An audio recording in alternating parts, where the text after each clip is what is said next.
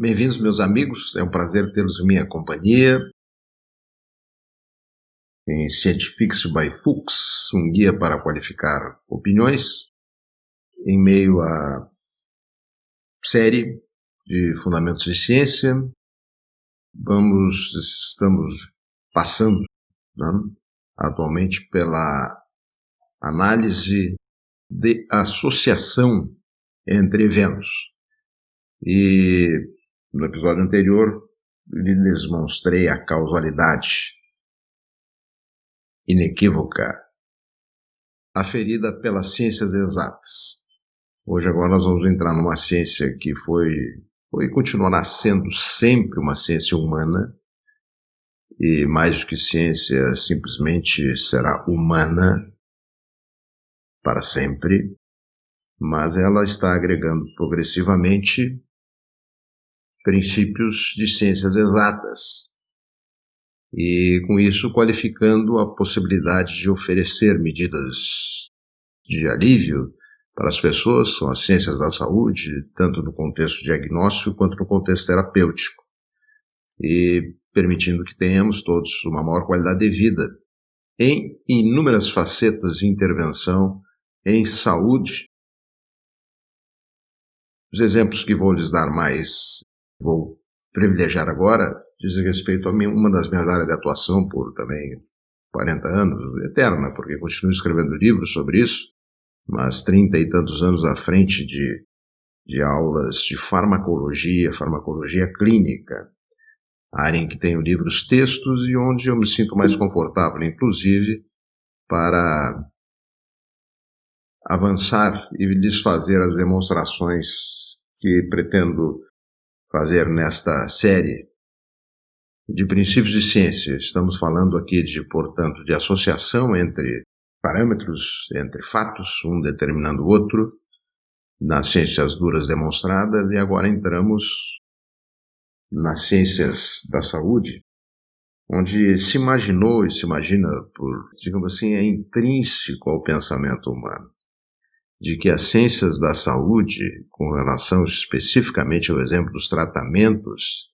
reproduzem o experimento das ciências duras, ou seja, de que a exposição de uma condição a um fator interveniente determina se ocorrer a mudança daquela condição inicial, da condição A para a condição B, se atribui à intervenção, como no exemplo das ciências duras. Se botarmos cloro elemento com água, teremos sempre ácido clorídrico, ácido hipocloroso, e se repetirá em todos os experimentos feitos.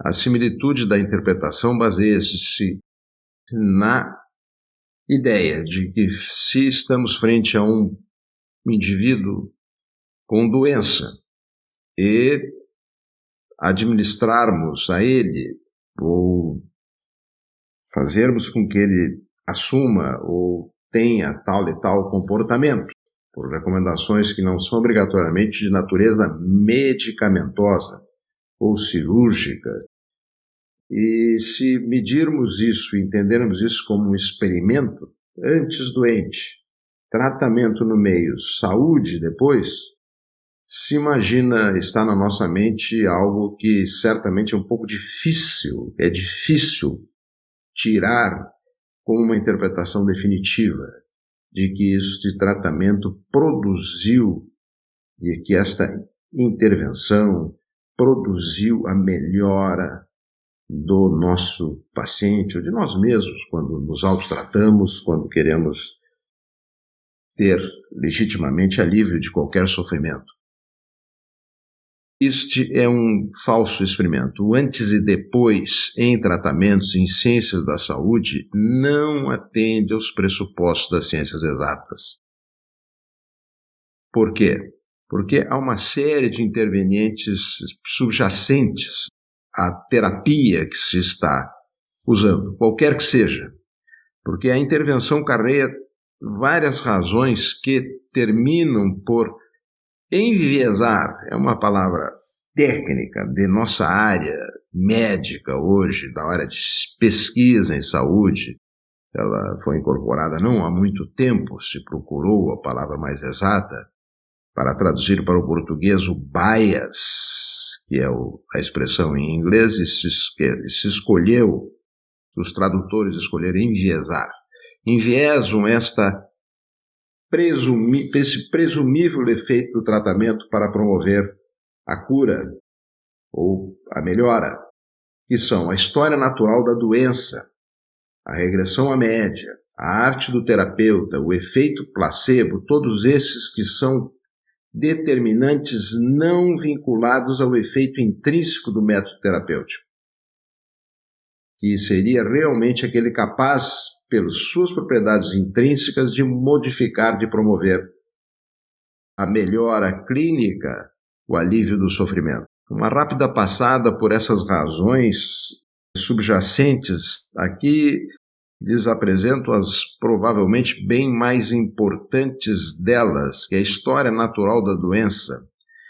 Diferentemente do que imaginamos quando ficamos doentes, nos sentimos mal, entendemos de repente que essa doença será inexorável e permanecerá para todo sempre, ou até terminará com a nossa vida se nós não tomarmos uma providência. No entanto, as doenças são autolimitadas, na grande maioria das vezes. Elas nascem, crescem, decrescem e desaparecem. Né? Dou-lhes alguns exemplos bem práticos. A dor, por exemplo. A dor, e uso um exemplo que eu usei muitos anos, eu uso ocasionalmente ainda em sala de aula, quando isso é possível, que é o alívio da cefaleia, da dor de cabeça. A grande maioria das dores de cabeça tem como diagnóstico, elas são chamadas primárias, elas não têm a razão bem sabida, a gente não sabe bem porque tem dor de cabeça, mas tem um nome que as engloba, que é a cefaleia tensional. E sendo ela, um subtipo dela, a cefaleia tensional episódica, que 70% de vocês que estão me vendo aí já tiveram. São estimativas epidemiológicas. Cefaleia tensional episódica, que nós temos também em Porto Alegre. Cefaleia tensional episódica, aquela que começa, dói, etc., episodicamente. E a pergunta que eu faço a acadêmicos de medicina e a médicos é: me digam qual a percentagem de efeito de qualquer coisa inerte, de uma pílula de farinha, portanto não tem um medicamento dentro, não tem qualquer coisa que se pressuponha ter efeito na cefaleia tensional episódica. E eu pergunto qual é a taxa de resposta a essa administração do que seria, no nosso caso, o placebo, falo dele em seguida. Quantos por cento dos indivíduos com cefaleia tensional episódica que tomam placebo e melhoram? Pense um pouco para me dar a resposta.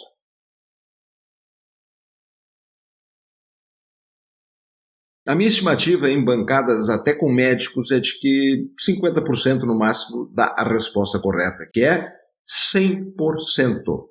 Porque está na definição da doença, né? Cefaleia tensional episódica. Se ela não fosse episódica, ela é cefaleia tensional para sempre. Ok? E aí poderíamos, um tratamento, mudar essa história natural.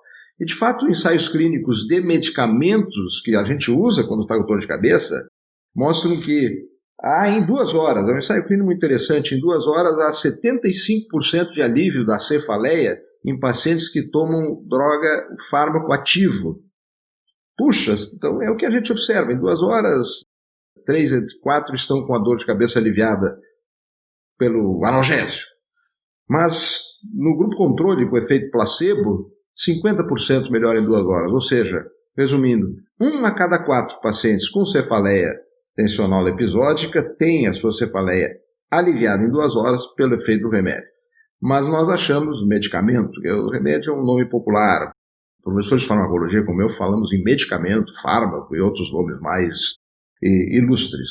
Então, o medicamento aqui tem um efeito de 1 em cada 4, certo? E não como a gente imagina que a dor de cabeça passou em todo mundo porque tomamos um analgésico. Febre também, ela não é inexorável, ela começa, cresce, então aí papais, mamães, etc., viram seus filhos, especialmente, subir a febre, e aí toma providências, o pediatra manda tirar roupinha, deixar mais fresquinho, tomar um paracetamol, e a febre continua subindo, e aí chamam o Batman, né, que é é a dipirona, novalgina, e aí toma a dipirona e a febre começa a baixar, e aí alivia-se, e a novalgina tem a fama de ser mais eficiente que todo o resto. Por quê? Por uma razão muito simples, ela é usada depois de ter sido usado todo o resto, quando a febre tende a passar. A febre passará em praticamente todo mundo. Existe uma raríssima situação médica, que é uma hipertermia maligna, e que as pessoas podem morrer por isso em situações de interação de medicamentos. E não passará também se o indivíduo tiver uma doença, a febre for uma manifestação grave, ele evoluir por infecção, etc., como estamos vivendo atualmente. Mas mesmo nessas condições, a febre não sobe, a pessoa não pega fogo. Certo? Ela vai até um pico e volta para baixo. Isso chega a 39, volta para 37, 37,5, assim por diante. Angina, doenças crônicas, lúpus, é um nome conhecido, popular, né? Popular não, infelizmente para as pessoas que têm lúpus não é nada popular. Sofrida, crônica, recorrente, mas é uma doença que evolui em ciclos melhora, de piora, melhora, piora. Então, se toma-se qualquer coisa no momento da piora, a melhora não obrigatoriamente é devida àquele efeito terapêutico, mas pode ser devido simplesmente à história natural da doença. Não vou me detalhar muito nisso aqui, que o aspecto matemático que eu estou dizendo aqui a quem está me ouvindo é a regressão à média, uma curva de Gauss, em que quando tratamos indivíduos com alguma coisa, eles estão no extremo da curva, e vamos aferir esses parâmetros, por exemplo, pressão arterial. A pressão arterial está muito alta, está 180, na pressão sistólica, acima de 180. Puxa, grave. Aí, se fizermos alguma coisa e formos medir a pressão daqui a meia hora, a pressão baixou. Puxa, isso baixou a pressão. Agora, se não fizermos nada, a pressão vai baixar também. Por quê? Porque ela tem muito maior probabilidade de, num próximo momento, estar mais próximo à média da população em geral, ou daquela população similar ao paciente que nós estamos atendendo, do que subir, porque até não há espaço biológico para ela subir. Então, isso chama-se regressão à média. E isso é extremamente comum também em efeitos de tratamentos. A arte do terapeuta, outra condição que é muito importante para determinar o alívio do sofrimento. Em nós mesmos, no momento que estamos consultando, ou tendo uma palavra que a gente identifica como segura, sábia, gentil, mas nessas escolhas entre gentil, segura, etc., o que mais importa é o sábio. Porque aqui nós temos um reflexo também de natureza instintiva e apontamos para alguém que está lá em cima, que é capaz de aliviar o nosso sofrimento, e essa pessoa que está lá em cima, que seria divina, no caso, numa visão metafísica, numa visão humana, passa a ser frequentemente o terapeuta, que formalmente são médicos, fisioterapeutas, dentistas, habilitados a usarem métodos terapêuticos, mas na prática são terapeutas que estão muito longe de profissões formais, como, por exemplo, os terapeutas religiosos, né? Os grandes templos, né? de alívio, são templos de mensagem, uma mensagem religiosa legítima, certo?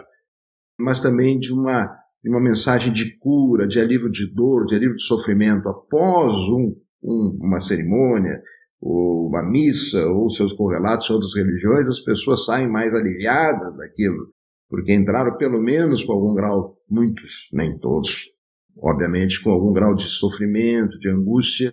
Em algumas religiões, não são bem religiões, algumas são verdadeiras trapaças, né? Estão aí documentadas, que se atribui à intervenção de quem está representando Deus naquele momento, o alívio do sofrimento em grupos de voluntários, ou que estão doentes, mas às vezes são voluntários até para demonstrar a tese, mas como diz a velha piada, o gago sempre continua gago e o manco sempre continua manco. Voltando para a área médica, eu sou médico há muitos séculos, e quando tive meus filhos e fizeram febre, eu já sabia tudo de febre, dava aula de febre, de drogas para febre, mas eu só me senti tranquilo.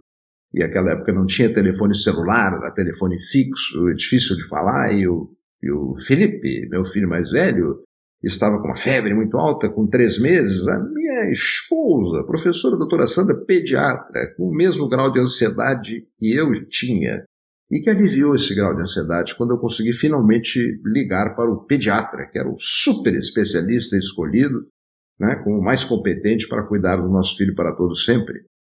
E talvez eu tivesse até errado a ligação, mas só o fato de alguém atender do outro lado da linha já começava a aliviar o meu sofrimento. Então, essas condições, confiança, empatia, desesperança mágica, estão presentes no tratamento. E eles fecham muito com o nosso instinto, nós queremos buscar conforto, nós nos sentimos angustiados frente a uma realidade que nós não conseguimos controlar. E isso, então, está muito evidente no que se deposita como esperança em terapêuticas de qualquer natureza, quase de qualquer natureza, ou que tem um mínimo substrato racional para emprego, como são as medidas que estão sendo empregadas hoje na infecção pelo Covid. Eu vou me deter sobre ela mais adiante, como isso está sendo avaliado, mas são aí a cloroquina. Já alguns vão ficar bravos comigo agora, porque, poxa, mas a cloroquina, eu não estou discutindo direito de usar, prescrição médica, nada disso. Estou usando um exemplo que até o momento é uma terapêutica que se baseia mais numa expectativa de benefício do que em dados objetivos de eficácia, que é o que a gente vai buscar. O efeito placebo carrega todos os outros efeitos anteriores, né? As razões anteriores, mas ele também adiciona o efeito placebo uma expectativa de efeitos de intervenções sentidas pelo paciente, como tomar um comprimido, de levar uma injeção, aí já fica bem mais forte, tomei uma injeção para isso, já estava com dor, tomou uma injeção no músculo, dói mais a injeção, já alivia outra. Outros efeitos que os medicamentos produzem, lá diz a história, eu fui conferir, não achei bem vir reproduzido num livro, mas parece que um dos Luizes entrou em coma e veio a morrer depois, mas antes de morrer, o seu médico da corte, deu-lhe os tratamentos vigentes à época, em que incluíam laxativos, grandes doses de laxativos. Então, o Luiz em questão faleceu provavelmente porque tenha tido um AVC, alguma outra condição clínica, e morreu. A piada é precisando pelo menos ser limpo da diarreia produzida pelos medicamentos ativos, produziam algum outro efeito. Drogas laxativas têm uma tradição na história da humanidade de serem medidas terapêuticas, porque elas, ao eliminar as fezes, que são encaradas como produtos pútreos e agressores, né, elas colaram na mente humana que eram formas de tratamento. As cirurgias nem se fala, né? A cirurgia nem se fala. O cara está doente, abre o peito, abre a barriga, tira a doença lá de dentro. Tira mesmo. Os médicos não fazem isso pelo efeito placebo, mas certamente, mesmo com a dor do pós-operatório, os pacientes frequentemente se referem, serem indagados pelo médico, se estão melhores, certo? Estão enfrentando um calvário, né? Mas estão encarando que aquele calvário está lhes levando o alívio do sofrimento. A farmacologia nasceu lá no início do século XX, seguindo a fisiologia, testando produtos naturais, produtos do próprio organismo em experimentos. E aí veio a introdução do controle para identificar o efeito intrínseco. Agora estamos falando da identificação do que realmente funciona dentro de uma presumível medida ou meio terapêutico, geralmente de ordem medicamentosa. Então, se administra os fármacos, o fármaco presumivelmente ativo, né, para um grupo de animais de experimentação, ratos, camundongos em geral, e se mede o efeito, e um grupo controle, que é escolhido de maneira variável, ao qual se administra o placebo, entre aspas. Nos experimentos farmacológicos de bancada, como a gente diz lá nos laboratórios básicos da farmacologia, o placebo é fácil, é simplesmente o veículo que contém o fármaco administrado ao outro grupo. E se mede se isso produziu efeito. Isso veio criar uma das bases da terapêutica racional, como os nossos livros têm dito há muito tempo. Mas, certamente, não deram as respostas sobre o que realmente é útil para o homem. Aí nós temos que fazer o chamado ensaio clínico randomizado, em que tratamentos são administrados e comparados com o grupo controle, que pode ou não receber um placebo, e a alocação dos pacientes deverá ser feita por randomização, que é uma alocação absolutamente aleatória dos pacientes a um grupo e a outro. Mas isso continuará no próximo episódio, certo? Onde então estamos entrando no ensaio clínico randomizado, passando por esses pressupostos até aqui vistos, certo? E com isso encerramos esse episódio de Scientifics by Fuchs. Espero vê-los, certo? Com chamada no próximo episódio. Muito obrigado pela companhia de vocês.